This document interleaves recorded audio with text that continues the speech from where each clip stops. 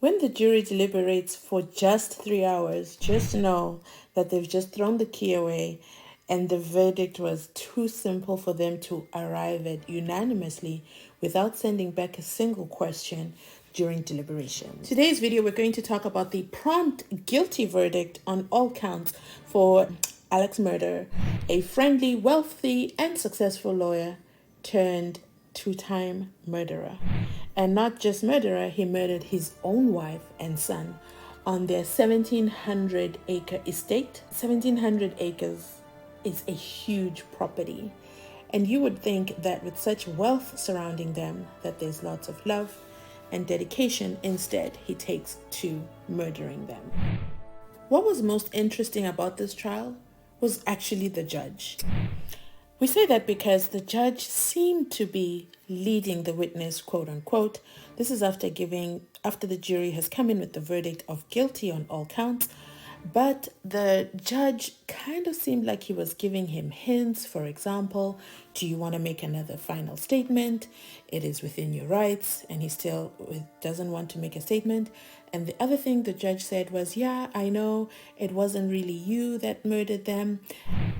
And then he kind of insinuated it could have been your alter ego. That was weird. Judgments are passed on fact. And it seemed to me that because the judge and Alex were colleagues prior to being a murderer, that he seemed to want to give him a rope to kind of give him an option for an appeal.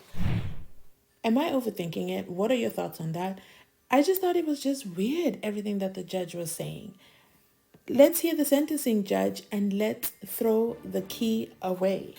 One of the 6 lies that Alex Murdaugh confessed to while testifying in court that are around his addiction to drugs.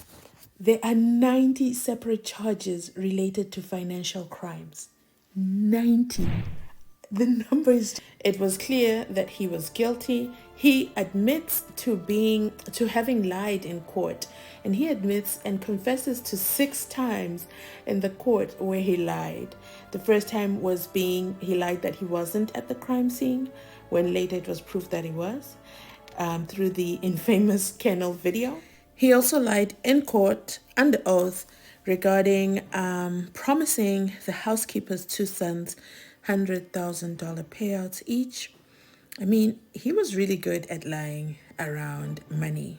But what stood out in that particular situation is, one, that the housekeeper's sons actually believed him, and he seemed absolutely genuine to them that they would get a payout as a settlement for her